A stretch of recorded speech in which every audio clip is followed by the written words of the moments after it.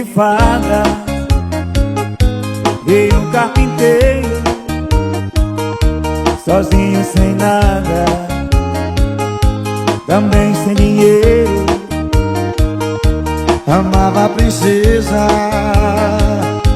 mais linda da terra, mas tinha certeza que nada era pra ela.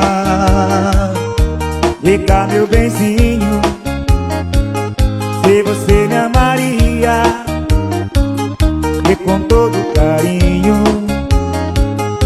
comigo casaria. Isso é sucesso pro Brasil, o imperador e Natanzinho. Natanzinho e o imperador.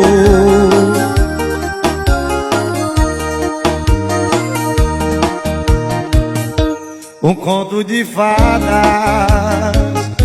e um carpinteiro, sozinho sem nada, também sem dinheiro.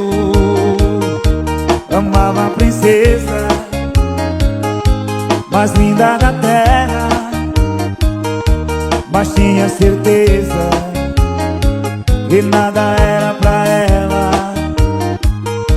Diga, meu benzinho, e se você me amaria, e com todo carinho comigo casaria.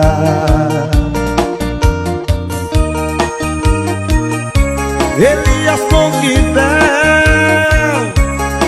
E Natanzinho falando de amor.